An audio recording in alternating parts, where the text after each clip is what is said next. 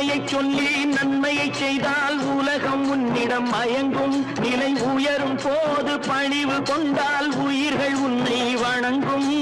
உண்மை என்பது அன்பாகும், பெரும் பணிவு என்பதும் பண்பாகும்.